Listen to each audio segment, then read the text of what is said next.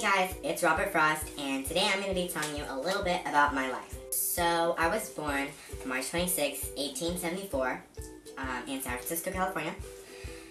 When I was 11, my father died of tuberculosis. That was a very tough time. Me and my sister and my mother, we had to move in with my grandparents in Lawrence, Massachusetts. So, I went to Lawrence High School, where I met my beautiful and loving wife, Eleanor White. Those were the days. After high school, I attended Dartmouth University for several months before returning home to work.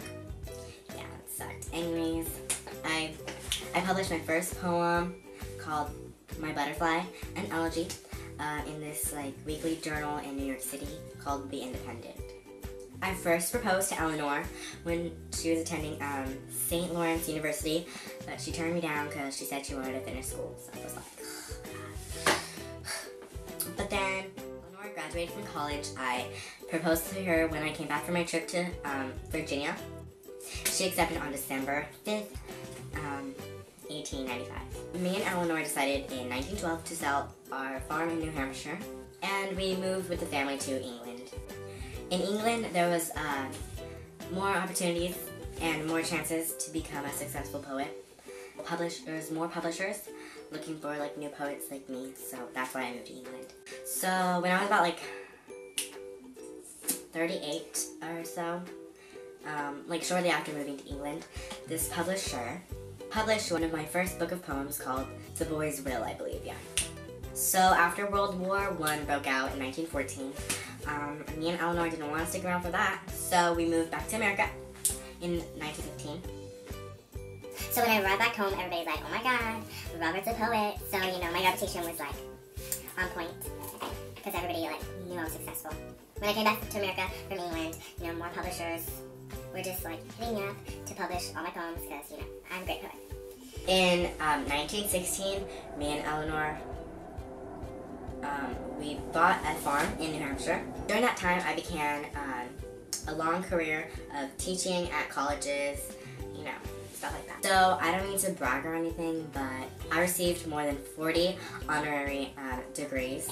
So, in 1924, I believe, I received my first Pulitzer Prize for my book called New Hampshire. That's just one of 4 that I received.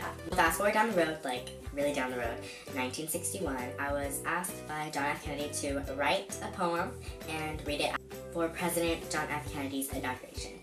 So unfortunately, on January 29, 1963, I died from some complications of prostate surgery, so yeah. So I came back from the dead to tell you guys this story. So I'm going to recite a poem for you that I wrote in 1916 called The Road Not Taken.